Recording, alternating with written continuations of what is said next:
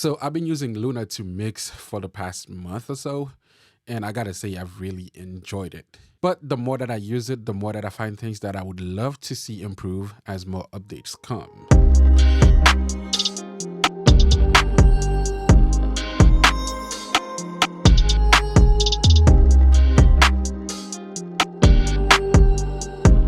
What's up, guys? It's Eli from EliMusicGroup.com. Be sure to check out the website for any and all of your music needs. Let's get back into this video. Luna is an amazing DAW packed with useful features, but with it being so new, I think it's actually holding its own against the big guys like Pro Tools, Logic, Studio One, just to name a few. With Luna being so new, it's bound to have its fair share of features that are just not quite there yet. So that's why today I made a list of 6 things that I would like to see improve as Luna gets more updates. Before we get into the meat of this video, make sure to drop a like and comment down below to show your support to this channel. And if you're new, don't forget to hit on the subscribe button and turn on the notification for more videos like this. Jumping straight into this list, I want you guys to know that this list is not going to be in any particular order. It's just going to be a short list of 6 things that I think could improve Luna. Some of the items on the list I think just has the potential to make Luna better as a DAW, not that they actually need to be updated themselves. They are just features that Luna currently has right now that no other DAW has. So if they were to update them to make them more streamlined, I think they would just make Luna a better DAW, but they don't really need to be updated themselves, as in that they're not working. I think they actually work pretty well. I would just love to see them be more streamlined. All right, jumping into the list, at number 1, we have export time.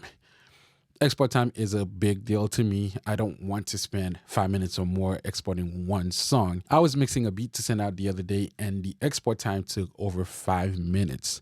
When the beat itself was under 4 minutes, it's just ridiculous that it took over 5 minutes to export a 4-minute beat. The worst part about it is that I had already printed the mix into an audio track, so all that was being printed out is just that audio file, and it took over 5 minutes to print out. At the very least, I would love to see real-time export. If we can't get faster than real-time export, at the very least, I would like to see real-time export. So if my song is going to be 5 minutes long, then 5 minutes is the amount of time I expect to spend on export time. And at number 2 is just going to be a little quirk on my part. It is nothing with Luna specifically.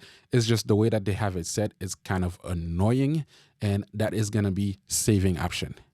Now, before I get into it, I am grateful that they have that autosave option in Luna. That way you don't have to worry about whether or not your work is saved. You know, it will automatically save it for you. I'm grateful for that part of it. But this is where the quirk actually comes in, because the command to save now is being used for something else. And that can get really annoying to me, because I'm always going to hit those 2 buttons, Command S. Command S is the shortcut for saving your work. Regardless of what program you were using on the computer, as soon as you hit Command S, it automatically saves whatever you were working on. Because of Luna's autosave feature, that option is no longer necessary. But they decided to put a different feature there, which I think that feature itself is pretty useful. But I would much rather just have the Command S be there, just be empty, just for the sake of being there. I remember when I first started making music and I finished making a beat, which at the time would be the best beat that I ever made.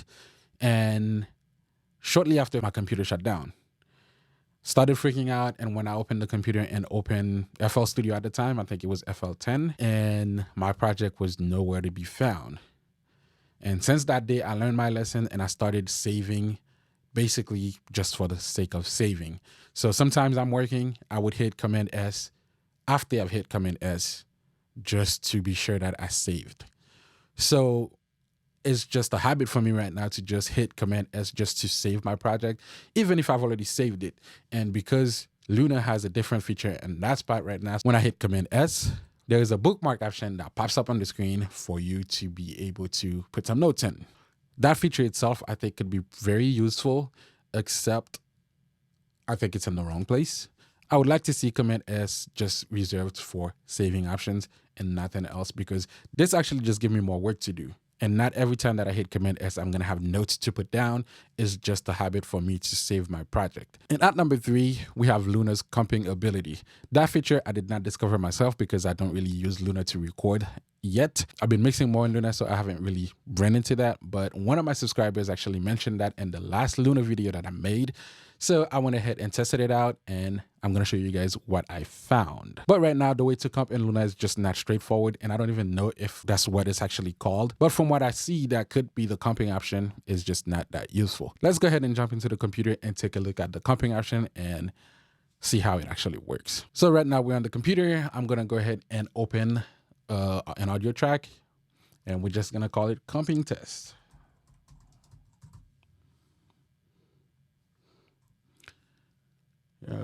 Okay, so we've selected a microphone and we have the track on to record, and I have my loop on. So right now I'm going to start recording some takes so we can see what Luna does with the comping options. Comping test, take 1 and Luna. Comping test, take 2. Comping test, take 3. Comping test, take 4. All right, I think that's it. I think we have enough takes now to see what the feature is like in Luna. So let's go ahead and do some comping. Right off the bat, you will see that you don't have any option to expand the track so you can see your different tracks, to audition them out to see exactly what you want to use. So this is where I think Luna's comping option falls short.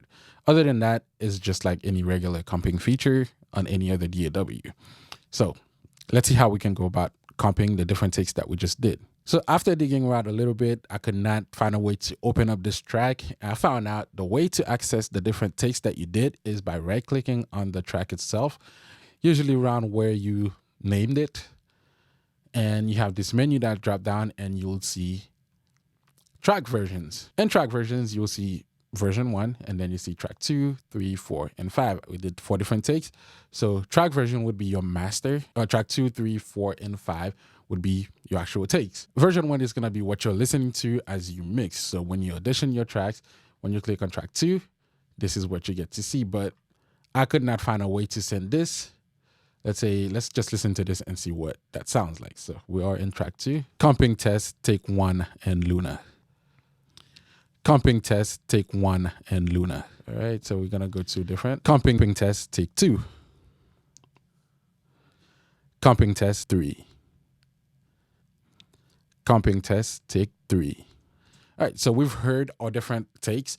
Now it's time to send them to the master track so you can actually hear it in your mix.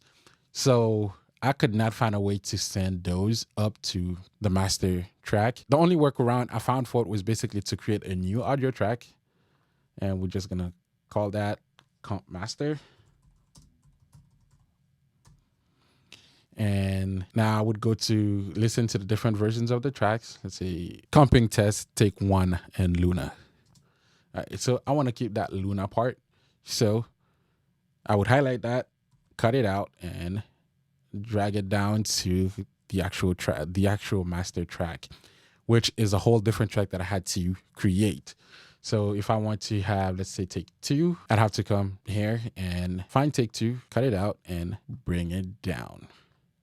And now I'm going to take the comping test from a different track. Comping test, take 3, 2. All right, so I'm going to take this and cut it out, bring it down here. So this is all comp now.